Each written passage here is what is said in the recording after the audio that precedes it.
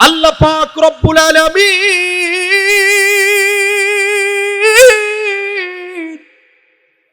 মালিক ফেরেশতাদেরকে ডাকেন আর বলেন, ও ফেরেশতারা দেখো, আমি মালিকের গুণগান গাওয়ার জন্য, আমার হাবিবের গুণগান গাওয়ার জন্য মুসলমানেরা, ইমানদারেরা একত্র হয়েছে। ওরা কি চায় আল্লাহ পাক সব জানেন। তারপরেও আল্লাহ পাক বলেন, ফেরেশতারা বলেন, মালিক ওরা নিজেদের জিন্দেগির গুনাহ ক্ষমা করাইতে চায়। আল্লাহ পাক রব্বুল আলামিন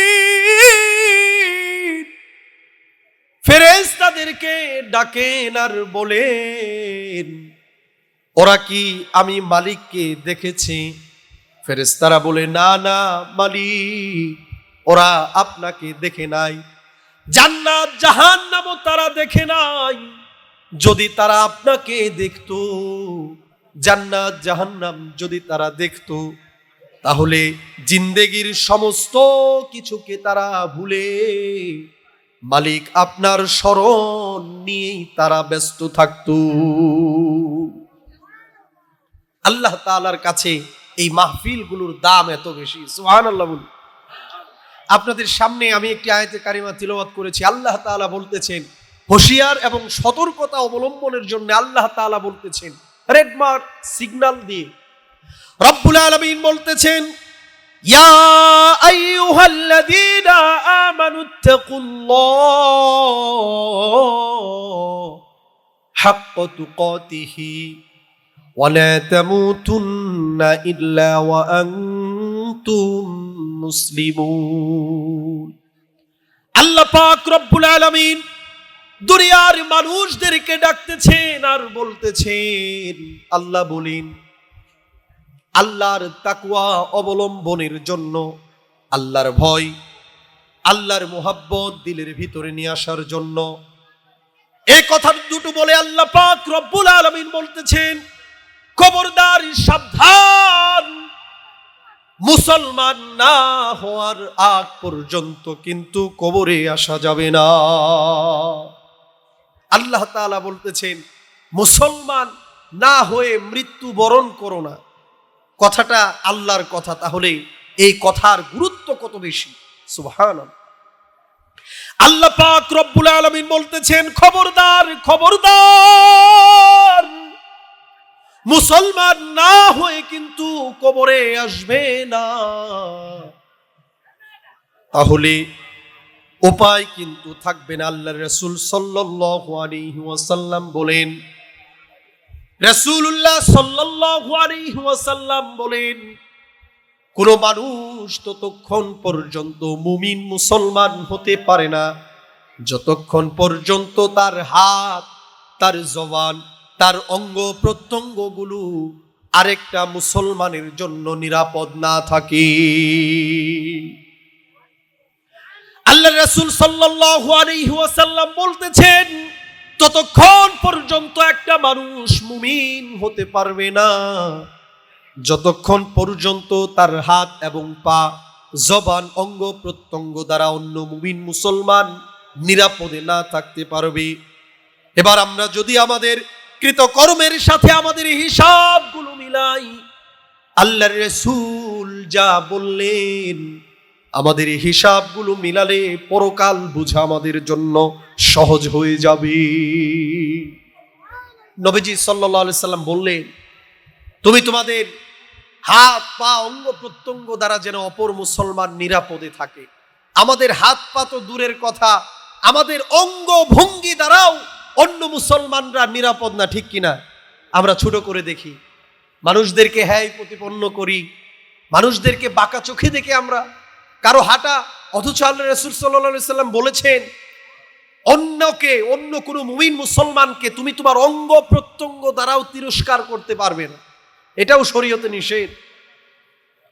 আল্লাহর রাসূল সাল্লাল্লাহু আলাইহি ওয়াসাল্লাম বলেন, ইয়াকুম ওয়াল হাসাদা ফাইন্নাল হাসাদা ইয়াকুলুল হাসানাতি কামা তাকুলুন নারুল হাতাব। আল্লাহর হাবিব নবীজি সাল্লাল্লাহু আলাইহি ওয়াসাল্লাম বলেন, মানুষের নেকিগুলোকে, মানুষের আমলগুলোকে, মানুষের অহংকার তিরস্কার, মানুষের অহংকারগুলো, মানুষের নেকিগুলো এভাবে জ্বালিয়ে পুড়ে ভস্ম করিয়ে দেয়, শেষ করে দেয়। নবীজি সাল্লাল্লাহু আলাইহি ওয়াসাল্লাম এত সুন্দর উদাহরণ টানলেন। আল্লাহ রাসূল বলেন, জ্বলন্ত শুকনা কাঠ যদি একত্র করা হয়, সেখানে যদি আগুন ধরিয়ে দেওয়া হয়, আমাদের বুঝার বাকি থাকবে না। ওই আগুন জ্বলন্ত কাঠগুলিকে পুড়িয়ে ভস্ম করে দিবে, ঠিক কিনা? আমাদের রাসূল সাল্লাল্লাহু আলাইহি ওয়াসাল্লাম বলেন, মানুষ যখন হিংসা করে, অহংকার করে, মানুষের নেকিগুলোকে ওই রকম ভাবে আগুন শুকনা কাঠ যেমন পুড়িয়ে সব শেষ করে দেয়, মানুষের অহংকার হিংসা মানুষের নেকিগুলোকে সব কিছু ধ্বংস করে দেয়।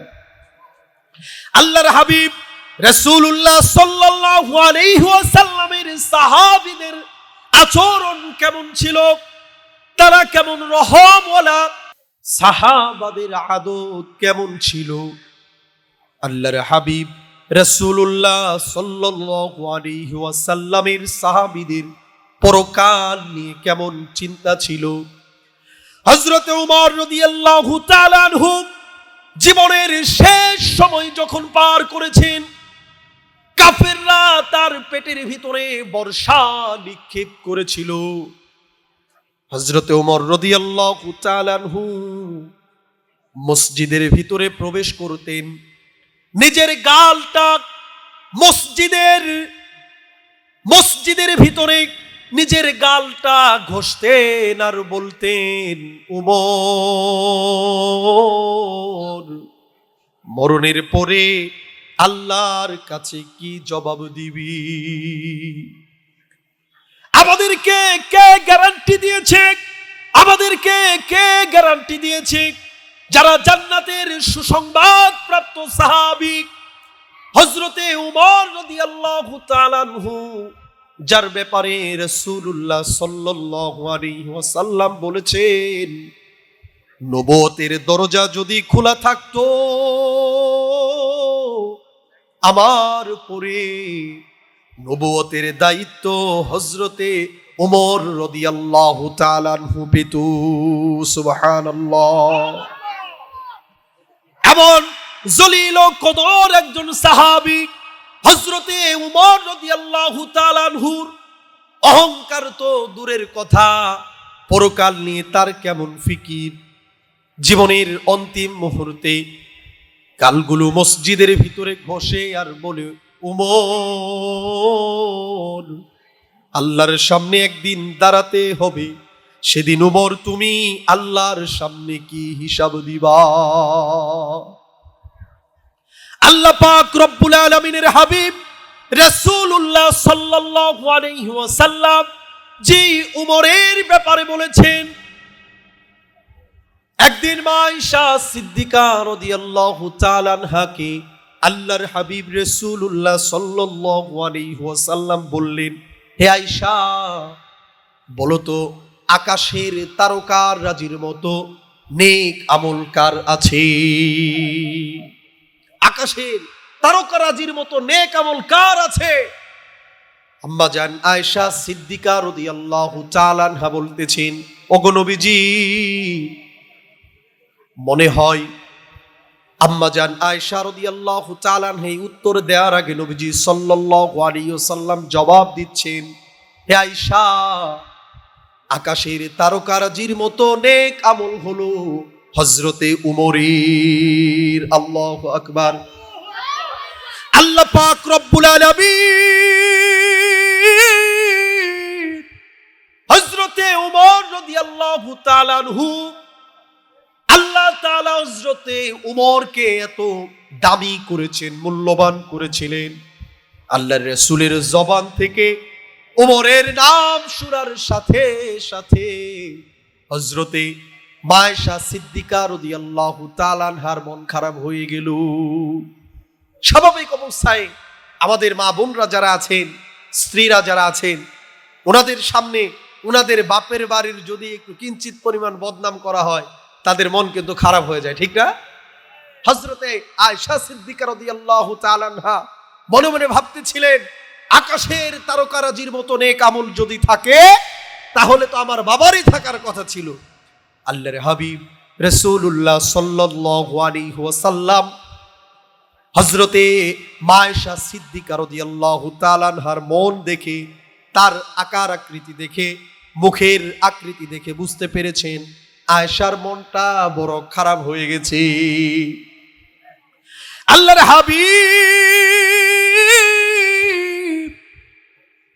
রাসূলুল্লাহ সাল্লাল্লাহু আলাইহি ওয়াসাল্লাম বললেন, হে আয়েশা, শুধু আকাশের তারকারাজি নয়, গোটা দুনিয়ার মানুষের ইবাদত গুলোকে যদি এক পাল্লায় রাখা হয় আর হযরতে আবু বকর সিদ্দিক রাদিয়াল্লাহু তাআলা আনহুর আমল যদি এক পাল্লায় রাখা হয়, হযরতে আবু বকরের আমলের নেকির পাল্লাটা ভারী হয়ে যাবে। সুবহানাল্লাহ। হযরতে আবু বকর সিদ্দিক রাদিয়াল্লাহু তাআলা আনহু এত নেকিওয়ালা মানুষ, জলিল ও কদর সাহাবী, আল্লাহর রাসূল সাল্লাল্লাহু আলাইহি ওয়াসাল্লাম যার ব্যাপারে বলেছেন আবু বকর ফিল জান্নাহ, জান্নাতের সার্টিফিকেট যে আবু বকর সিদ্দিক রাদিয়াল্লাহু তাআলা আনহু দুনিয়ায় থাকতে পেলেন।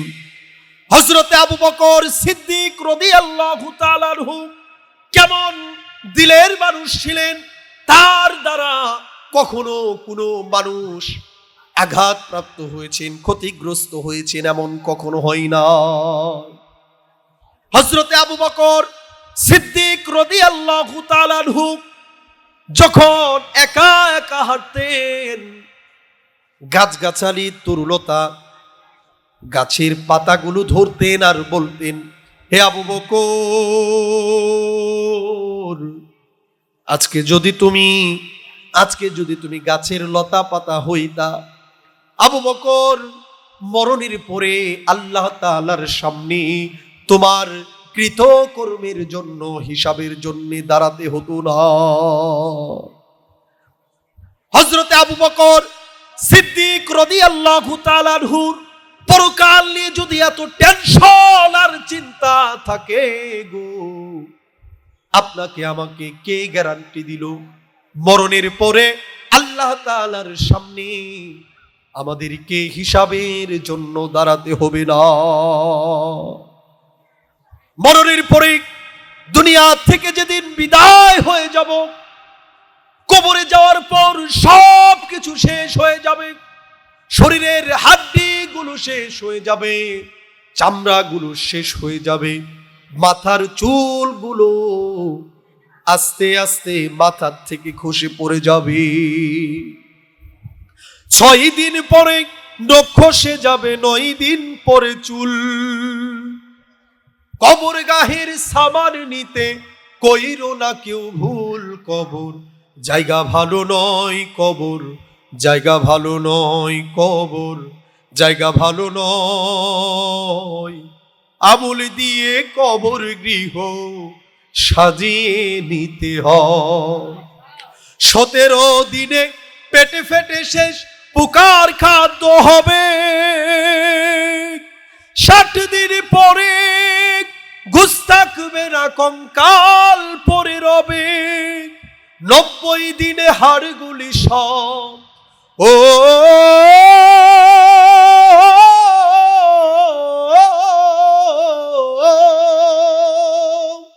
90 দিনে হাড়গুলি সব, 90 দিনে হাড়গুলি সব আলাদা হয়ে রয়, কবর জায়গা ভালো নয়। আমল দিয়ে কবর গৃহ সাজিয়ে নিতে হয়। আল্লাহ পাক রব্বুল আলামিন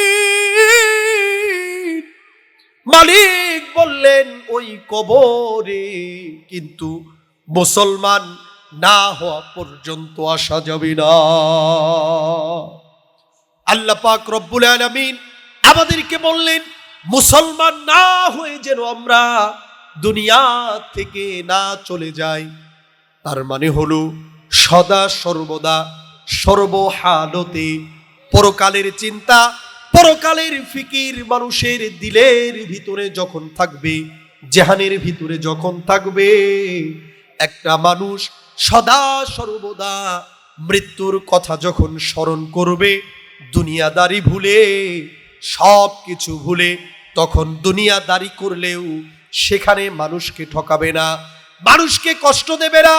দুনিয়াদারি করলেও পরকাল তার সামনে থাকার এই ফিকির থাকার কারণে সদা সর্বদা সর্বহালতে মালিকের স্মরণ থাকবে।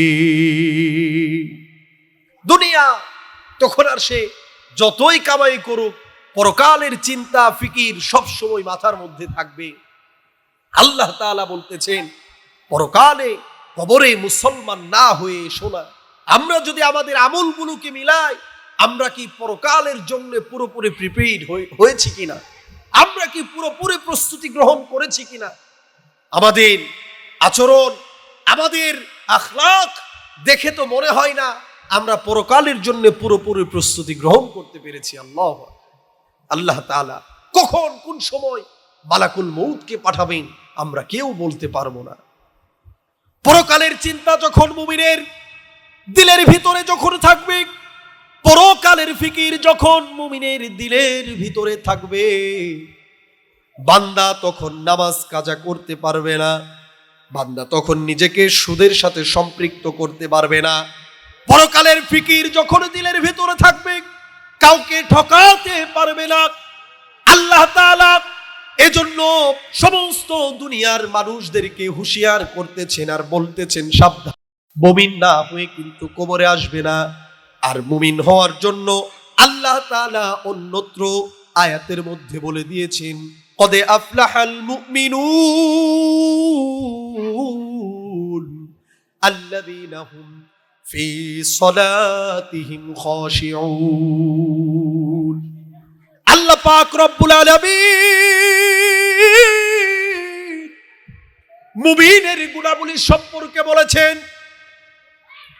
একজন মুমিনের সর্বপ্রথম গুণ হলো মুমিন কখনো নামাজ না আদায় করে থাকতে পারবে না। নামাজ হলো আল্লাহ পাক রব্বুল আলামিনের সাথে কথোপকথনের সব চাইতে বড় মাধ্যম।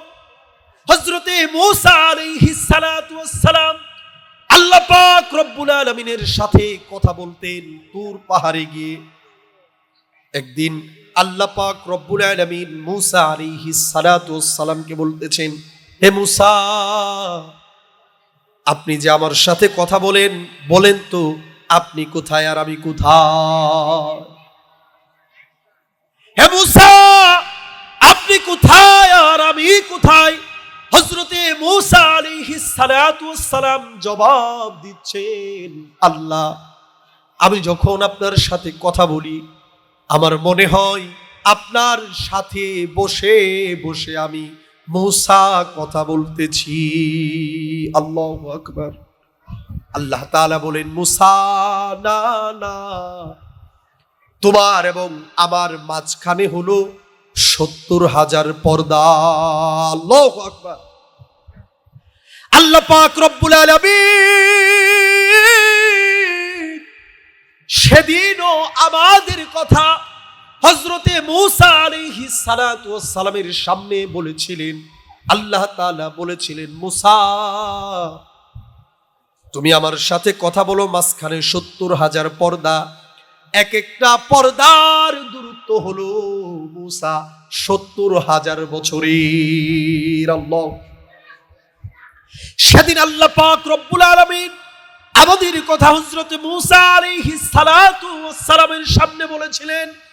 আল্লাহ তাআলা বলেন, মূসা, তুমি আমার সাথে কথা বলো, ৭০,০০০ পর্দা, এক এক পর্দার দূরত্ব হলো ৭০,০০০ বছরের।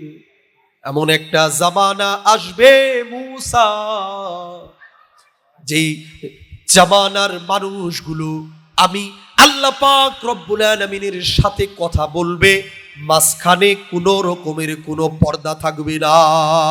আল্লাহু আকবার। আল্লাহ পাক রব্বুল আলামিন হযরতে মূসা আলাইহিস সালাতু ওয়াস সালামকে বলতেছেন, মূসা এমন একটা জামানা আসবে, এমন কিছু কোয়ালিটি সম্পন্ন উম্মতের কথা আল্লাহ তাআলা সেদিন বলেছিলেন। শেষ জামানার উম্মতদের আমি মালিক যখন মালিকের সাথে যখনই কথা বলতে চাইবে, যাই নামাজের মুসল্লায় মুমিন যখন দাঁড়িয়ে যাবে, যদিও সিজদা তার নিজের জায়গাতে হয়, যদিও সিজদা তার নিজের বাসভবনে হয়, অথবা কাজ করার জন্য খেতে গিয়ে, অথবা মাঠের ভিতরে যদি তার সিজদাটা হয়, মুসা ওই সিজদা সেখানে হবে না, বরং সরাসরি আমি মালিকের কুদরতি পায়ের ভিতরে হবে। শেষ রাত্রিতে, শীতের রজনীতে পরিবারের সকলেই যখন ঘুমিয়ে যায়, আল্লাহ প্রেমী বান্দাগুলো আল্লাহর স্মরণে আরামের বিছানাকে হারাম করে আদরের বিবিকে পাশে শুইয়ে রেখে আল্লাহর হুকুম যখন পালনের সময় হয়ে যায়, তাহাজ্জুদের নামাজের জন্য নিজের হালাল আদরের বিবির পাশ থেকে উঠে ঠান্ডা পানি দ্বারা মুমিন যখন ওযু করে আল্লাহর সামনে দাঁড়ানোর জন্য, আল্লাহর সাথে কথা বলার জন্য ঠান্ডা পানি দ্বারা যখন মুমিন ওযু করে আল্লাহর সামনে দাঁড়িয়ে যায়, আল্লাহ পাক রব্বুল আলামিন বলেন, আল্লাহর হাবিব বলেন, যারা তাহাজ্জুদের নামাজি শেষ রাত্রিতে দুনিয়ার মানুষগুলো যখন ঘুমিয়ে থাকে, পরিবারের মানুষগুলো ঘুমিয়ে আছে, কেউ নাই, সবাই নীরব নিস্তব্ধ হয়ে আছে, এমন সময় বান্দা আল্লাহ পাকের স্মরণে ঠান্ডা পানি দ্বারা ওযু করে যাই নামাজটা যখন বিছিয়ে আসামির মতো করে যখন দুটো হাত উঁচু করে আসামির মতো করে যখন আল্লাহু আকবার বলে হাত বাঁধে, মালিক বলেন, তুমি সাক্ষ্য দিয়েছ আমি মালিককে, আমি রবকে, আল্লাহকে সবচাইতে বড় হিসেবে আমি মালিককে আল্লাহু আকবার বলেছ। আমি মালিক তোমার জিন্দেগির গুনাহ খাতাগুলো মাফ করে দিলাম। বান্দা এবার নিজের সমস্ত আত্মহমিকাগুলোকে দূর করে বান্দা যখন মাথা নিচু করে রুকুতে চলে যায়, হাদিসের ভিতরে এসেছে তার ওজন বরাবর পর্যন্ত আল্লাহ পাক রব্বুল আলামিন তার আমলনামায় স্বর্ণ দান করলে যেই সওয়াব হতো, রুকুতে যাওয়ার সাথে সাথে আল্লাহ তাআলা তার আমলনামায় সেই সওয়াব দান করে। নিজেদের আত্মহমিকা অহংকার দূর করে যখন বান্দা নিজের সম্মানের কপালটাকে আল্লাহ পাক রব্বুল আলামিনের কুদরতি পায়ের ভিতরে যখন সিজদায় লুটিয়ে পড়ে, যখন জবান দ্বারা বলে সুবহানা রাব্বিয়াল আ'লা, বান্দা যখন আল্লাহ পাক রব্বুল আলামিনের কুদরতি পায়ে লুটিয়ে পড়ে যখন বলে সুবহানা রাব্বিয়াল আ'লা, আল্লাহ তাআলা এত বেশি খুশি হয়ে যায়, ফেরেশতাদের সামনে আলোচনা করে আর বলে, হে ফেরেশতারা, তোমরা নিষেধ করেছিলে দুনিয়ায় যেন আমি কোনো প্রতিনিধি যেন তৈরি না করি, কোন সৃষ্টি যেন আলাদাভাবে মানুষ যেন তৈরি না করে তোমরা নিষেধ করেছিলে। ফেরেশতারা দেখো শেষ রাত্রিতে নীরব নিস্তব্ধ রাতে, কেউ নাই দুনিয়ার কাউকে রাজি আর খুশি করানোর জন্য ফেরেশতারা না, আমি মালিককে রাজি আর খুশি করানোর জন্য আমার গোলামগুলো যাই নামাজে মুসল্লার ভিতরে নিজের সম্মানের কপালটা আমি মালিকের কুদরতি পায়ের ভিতরে ঠেকিয়ে আলা বলে স্বীকার করতেছে ফেরেশতারা, সাক্ষী থাকো আমি মালিক তাদের জিন্দেগির গুনাহগুলো মাফ করে দিলাম। আল্লাহ তোমার এই দুনিয়া,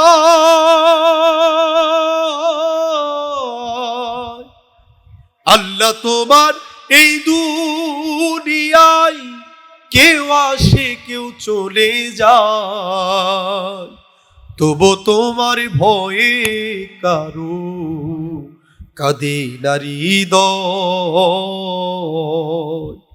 আল্লাহ পাক রব্বুল আলামিন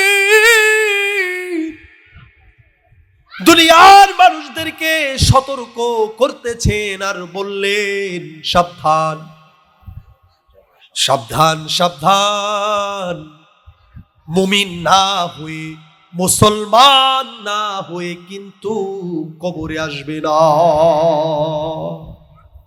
আমরা যদি আমাদের জীবনের হিসাবগুলো যদি মিলিয়ে নেই, পরকাল বোঝা আমাদের জন্য সহজ হয়ে যাবে, ঠিক কিনা?